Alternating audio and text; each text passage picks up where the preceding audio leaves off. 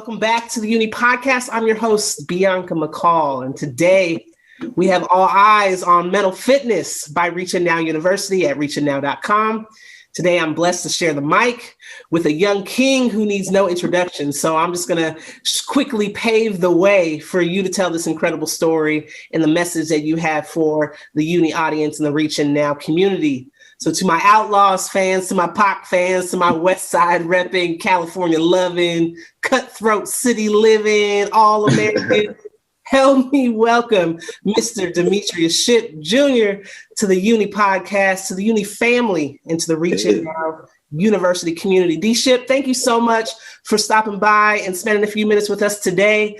Like I was saying, I just want to jump right in. You know what I mean? It's a time and a place in the world where so many of us are going through stuff. We're struggling, trying to figure out how to heal from stuff that's going on the day-to-day, just trying to survive, from stuff that's gone on in our past. For some of us, transgenerational trauma, you know what I mean? So I just want to get right into it and find out why. I want to ask you, from your experiences, why is it that people associate toughness with suffering? Like there's some type of honor in suffering and being that good slave, you know what I mean, to the things and sometimes the people that bring us down. That's heavy. You loading up right there on the first one. Why do we glorify pretty much the struggle? I think it's because, we want to, it's been kind of highlighted as something that is, I'm trying to figure out a good way to take it where it's the overcoming of the struggle, it's the working through it. It's the going from one end of, life to the other. But I personally can't relate to wanting to champion the struggle. I champion my mental state. I champion the fact that I was always, in a mindset of getting to the other side. Yeah. You know what I mean? That's the part that I like. I'm it's the mental state of all right, cool. I am here. I've been there or whatever, but I have to get here. This, I'm not glorifying. It's not, I don't hype up the struggle. I'm not a fan of that. It's a tough one. I ain't gonna leave it lie. That's a good one. But me personally, like I said, I just wanted to, I always want to be the best version of myself. And that's what is something that I want to champion in my own life. I want to look back and see man, this is where I came from. Yeah. And, this is what I worked to be. This is what I worked to have and gain. And, I'm saying this is why I worked myself into, from these circumstances, from these choices or, whatever. I made something of myself. Yeah, and I think there's that fine line that you're kind of bringing up because it seems backwards, right? Honoring the suffering as opposed to honoring the journey. You know what I mean? Right. Champion of the journey. And so much so that when we honor the suffering, that to me is a direct reflection of why we sometimes stigmatize healing. You know what I mean? And I got you. I see what you're saying. Yeah, because it's the opposite of honoring the struggle is making it seem there's toughness when you struggle, but there's weakness when you try to heal or you try to address that. Right. You know what I mean? So I love what you're saying about, no, it's about the journey. It's about overcoming and honoring, where you started and where you're finishing, you know what I mean? Or the direction that you're headed. Right. And then nothing's impressive about staying the same. Exactly. Just staying the same. That's not hard. That doesn't take work. Mm-hmm. That doesn't take any effort to say, oh, well, this is what it is. And I just stayed the same. I roll with what I had and I didn't change too much. I used to hear people we used to champion in lyrics, never change and never this, and I never switched up. And it's yo, hold on. You do, you don't want to evolve. That's what life is. It's evolution. You don't want to grow. You want to champion being stuck in one way of thinking, one way of operating and, living. Absolutely not. Yeah. No, I love that. So how do we change the narrative and move out of that? What I think of is American slave culture, right? And how do we move forward and evolve, like you're saying, and give people permission to heal? We give people permission to heal. I think right now it's being something that's broadly being discussed and brought up. We're coming out of the darkness of, the healing and mental, therapy, and these things isn't for the culture. Mm-hmm. We're being led into the light of, this is, mental health is real. Right. And it's something that people should take serious. Mm-hmm. And, really, really tap into.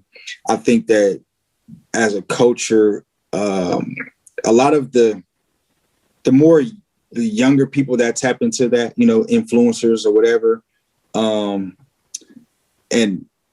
start to promote that message. I feel like there's a disconnect between generations, for one. So I feel like when the older generations are trying to reach the youth now, it's not going to ever really connect, no matter what it is. No matter whether it's something about music or social media, whatever. There's a real disconnect between the OGs and the young generation, right? Yeah. And so, although there are the people, the Tarajis and the Charlemagne the Gods, and just to name a few that are speaking and bringing light to mental health and therapy and things of that nature. I think that they're so far like ahead, in generations, that it's not so easily like, oh, well, let me go follow Charlemagne, or let me go follow Taraji. Like, it sounds good, but nobody's like, actually, I don't feel like the youth of now are like, oh yeah, I look up to them in that way to respect or to adhere to whatever it is that they're saying to do. So I feel like once we have people in my generation and or younger, making light of it and bringing awareness and making it something that we should champion and going to get, mental health, and therapy. And like, once we start to do that and it becomes a thing for us, I feel like the younger generations will kind of fall in and, want to go at least experience it and see what it's really about. If we find a way to make it like, hey, no, this is the bag, right. Your mental health is the bag. Right. No, I love, it's like you're stepping up and taking this responsibility to use your platform to influence your generation. And I love the idea. I talk about this often at Reach Now University, where leadership has to emerge from the community. You can't have outside people or people that live outside of the community coming in and telling you this is what you need to do. You know what I mean? And community can be like youth, so young people, like you said, there's that disconnect where you've got outsiders looking in, trying to tell you what's going to work. But it's about nurturing and fostering, people's skills and talents within the community, and watch these emerging leaders come and influence, right? So for you personally, Demetrius, what inspires you to use your platform to let people know that survivorship and evolution is the way to go? And the next step, going to therapy is okay. Mm-hmm. Well, see, for me, I'm one that paid attention to the OGs, and I pay attention to the people that gave the game. And I feel like that's what kind of has kept me, it's gotten me far, and that's what keeps me on the track to remain, in that same trajectory and have longevity in my career and my life, in general, is that I'm just sound in that way. And for me, I always wanted longevity, right? And that's something that I aspire to have. I see that. I think that we live in a generation where everything is so much. We want early success. We want right now everything. We want instant gratification instead of being ready for things in life, knowing that, there's times for you to be ready and to grow into these things. Mm-hmm. And just, it takes time for things to evolve. And we're looking at so many other people in a sense of like, oh, well, I want what they have and I want it right now. Yeah. And it's like, you see what they have. You don't see the work put into it. You don't see how long it took.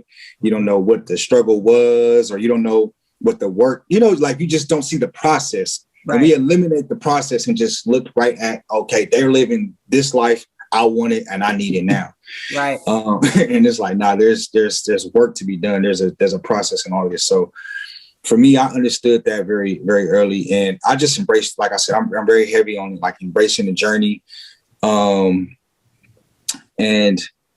really just continuously trying to be the best version of myself. And for me, like, you know, just to get into like therapy, the therapy side of it, for me, I felt like in order to be the best version of myself, I had to expose all of what needed to be worked on. Like I needed to have the things that that required attention to grow. Like they needed to be brought to me. You know what I mean? Right. And so, because I always want to be a person, like I always want to be ready for things, you know, and I look at people and I can just, I have different scenarios of people that I've seen who got places in life and they weren't ready for them. And when you're not ready for it, you blow, you do the wrong things with it. You know what I'm saying? You're not take care of it. You're not cherish it. You're not appreciate it. And then now you're constantly living in, oh man, I had these opportunities, or man, I remember I was here and I remember I was this. And it's like, nah, but like that's absolutely the furthest thing from I wanted to live. I'm like, nah, I can't be that guy. I want to be the guy that's consistently evolving, growing, and getting better over time. And so I'm like, if I got to take the longer route to get there and really like every step of the, like, you know, just go try different things to make sure that I'm growing in the right ways, in the right spaces, then I'll do that. And so therapy was one of those things where I was like, all right, cool. I need this because I want to make sure that I'm taking the necessary steps to become the best version of myself. And that as I, you know, acquire and just begin to be better in my career and my life or whatever, I'm ready for these next levels. And I don't, you know, mishandle them as I go. Yeah, stay ready so you don't have to get ready, right? Yeah. Stay ready so you don't have to get ready. And how you handle yourself, that definitely shows whether or not you are prepared for the success. You know what I mean? Prepared for the things that you desire. No, I feel that. So Reach Now University, I've been talking a lot about that. You and me have had conversations just about, you know, subscribing to the same ideals that we're even talking about today. So I want to know, D. Shipp, what would you say to the young people out there right now that are struggling in their own natural environments, for the grown folks that are searching for therapy opportunities, for mental fitness education, for positive vibes, belonging, or immediate changes to the circumstances? What would you say to get them linked up with something like Reaching Now, what we're doing?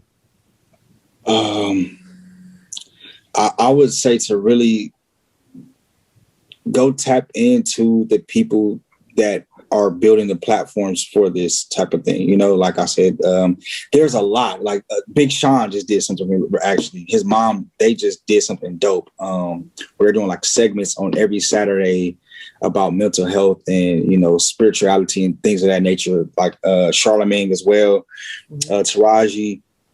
It's all on, you know, social media. Yeah, I feel like we need to shift between looking, you know, social media is consumes a lot of what we're doing, how we're thinking, right? We need to understand that that's an energy. We need to understand that there's a lot of dark energy on there, right? And what we're scrolling and seeing and like entertaining, we're ingesting it, you know? Yeah. So I feel like we have to be careful and be mindful of those things. It's like, cause it's not just like, oh, it's entertaining, or it's not just funny, or it's not just fighting and it's like, no, like that's the energy and you're ingesting that. You know what I mean? If you're going to the comments and liking the messiness and all the stuff that's going on in there, it's like a cesspool of just bad vibes, bad energy. So I feel like you have to find a way to pull away from that. Like you can really like see it like, okay, like this is a lot of negative. Right. And pull yourself away from so much of the negativity and just find ways that if you're going to be on social media, like look for like the positive things that you can see on there, you know what I'm saying? Or be a part of, or just a positive things that people are promoting. Just tune your attention, even with that, even with social media, on more positive things, and you should probably get a more positive outcome. But also you can find outlets of things that will help you to, you know, go get therapy or go find healing in different ways. There are people that are promoting that, but you can't just continuously be ingesting like a bunch of negative stuff just 24/7. Right. No, absolutely. I love that. Positive energy. You can definitely find that. And dare I put myself in the same breath or conversation as Charlemagne the God, Taraji and all them. But Bianca McCall, Reaching Now University. Definitely that's what we're trying to do, is put the positive vibes and the energy out there. Because you're right. There's so much information. You know what I mean? So much information out there. You know? We glamorize, you know, now social media has us glamorizing the negative. Like, you know, all of the BS is the things that get the most attention. It gets the most likes. It gets the most just engagement, period. And it's like, but when you're constantly in that, you know what I mean? I mean, we spend, and I'm speaking just honestly, we spend hours and hours a day on our phone, right? But if you spend hours and you just like, oh, you're looking at the messiest stuff and you're on the blog sites and it's just a bunch of ratchet, just, you know what I'm saying? Just like that begins to pour into you. It starts to more importantly, it starts to kind of like change the way you think about things. Right. You know what I mean? Right. Like, and it has an energy to it, and it starts to get into your brain about how you act, you know what I mean, in your own personal life. And that's a real thing. And it's like, I didn't really understand how powerful it was until over the last year. Like, really, I knew it was powerful, but now I've really been seeing the effects of how, you know, powerful it is and how it's got people's mind. Like, damn, like, wow, it's doing things to people that they're not really understanding that's going on. Man, and it really is. It's a definition of trauma, right? So in my work, you know, I define trauma by anything that changes the way that you view yourself or view the world. And you're absolutely right. All of these messages, it changes the ways that we're thinking about ourselves and we're thinking about the world and how we should interact with it, right? And it's brainwashing us to think that that's who we are. You know what I mean? Just ratchet, messy, all this and that. And so, yeah, we got to combat that and highlight more of us doing positive things, positive energy, because that's who we are. We're the kings and queens. We're, you know, thinking about things practically and rationally, and we're building financial wealth, and we're building mental fitness and mental health, and we're building our physical fitness, our physical health. I mean, that's who we are. We're champions in those spaces. And so we got to get more content out there, and we got to gravitate towards that type of content, because you're right. It's like a brainwash. You know what I mean? So it is. And it's, for me, I'm like, I feel more obligated to the youth than anything. I feel my thing is the youth right now, because they're more impressionable. Yes. You have a harder task ahead when you're trying to get inside the mind and evolve the generations of now and right after. You know what I mean? It's going to be harder to try to get into their mind and try to get them to, you know, come over. But the youth, we can really start there, and we can impact the future by imparting in their lives now, giving them the right tools, being the right influencers and the right leaders, you know, right now, and teaching them independence in thinking. You know what I mean? I think the biggest thing that you can teach a child is to think for themselves, to not be a follower in life. Like, that is one of the most powerful, empowering things that you can instill in a child is, listen, always think for yourself. Right. No matter what your surroundings are doing. If you're going to do that, always think about why. If 100 people are heading this way, you know what I mean? Yeah. Before you just be the 101st, think about what they're doing and why. Like, inquire as to why, but don't get in line with somebody and just follow because it's like, oh, well, they all going this way, and it just looks like it's the right place to go. Like, you know what I mean? Like, not like you should want to know, like, well, hold on, y'all going where now? For a reason now? You know what I mean? And I think that that's how we, that's just me personally. I feel like that's my most fitting way about starting is, trying to start with the youth right now and just getting into them like, yo, think for yourself before you follow anything, before you just be the next person in line to do some shit. Like, just really, you know what I mean? Think about it. Yeah. Right. Think about it. Don't just do it. Iron sharpens iron, right? Yeah. And for our young people, even just being like a generation ahead, right? I'm thinking like young people are powerful. Like, I'm not looking at it as like, oh, I got to teach young people because they don't know the ways and this and that. They're powerful. They have access to the most information in our human history. You know what I mean? At their fingertips. And so we gotta sharpen that iron. You know what I mean? And I feel like that's what we're not giving. Like, so I had this in small doses when I was a kid, right? And that's what I wanted to say when I was saying all of that too with the kids, is that we need to give them the examples in ourselves and our failures. Mm-hmm. And that's the lessons. It's like, yo, all right, the importance of you learning and doing things and thinking for yourself is also to learn from our mistakes. You know what I'm saying? Because we were once people and individuals, I'm speaking for myself for sure, is that was following a crowd in certain ways or doing what everybody else is doing. And I feel like we also are obligated to say, yo, young, this is what you don't do. Mm-hmm. And not only because I'm older than you and you're younger than me and you should listen because I know everything. Nah, I want you to be better than me. And these are the things that I did. This is the stories that I have of my life of not following what somebody once told me generations ahead to do. And I didn't. And these are the results of that. You know what I mean? These are the failures. These are the me having to spend time in my life making up and trying to catch up, you know what I'm saying, as opposed to just following the guidelines and the game that people was giving me. So I think it's important to teach and instill in them to think for yourself, also to tap in with the generations before that have the game and not in a way of like, I know more than you, or like I'm better and I'm just smarter. But it's just like, oh no, I want you to be better. So let me give you the flaws that I have, not just show you like, oh, I'm here and I'm this person now. Right. And if you want to be this, do what I say. It's like, nah, look, I need to see you. It was dirty.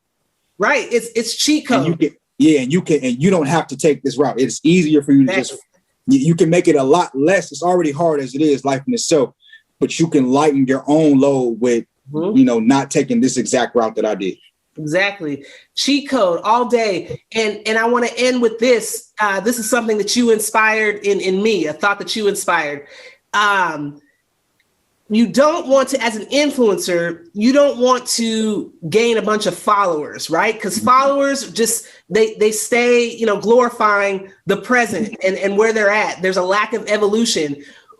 When you build an empire, when you're creating a massive change, you want to gather ambassadors. You know what I mean? You want ambassadors to subscribe to this brand or this way of thinking for positive change. So don't be a follower, be an ambassador, man. Yeah. It's here's the cheat code so you can build something greater, because we are something greater. Yeah, that's what the marathon continues. That's what Nipsey, the late great Nip Hussle, was on. Yeah, that's why we champion and love him, because that's exactly what he was doing. Yes. So as an ambassador now, I feel like I definitely am supposed to continue that in my own right, in my own way, and have ambassadors that follow, myself. I love it, man. Demetrius, thank you so much for stopping by and spending some time. Thank you. I appreciate it. Conversation, man. I get so hyped, man, because it got me like, talk. I'm like, let's go, man. I wasn't really prepared. I got like a billion things going on, but damn, yeah. I know, right? But I appreciate it. Thank you so much for having me. Man, of course, man. Line's always open. We can always continue the conversation, continue doing what you do and inspire and pave the way for these young people, man. We appreciate you out here in the community. And again, thank you for your time. And let's connect as we build this empire, man. Let's do it. All right, love. All right, peace.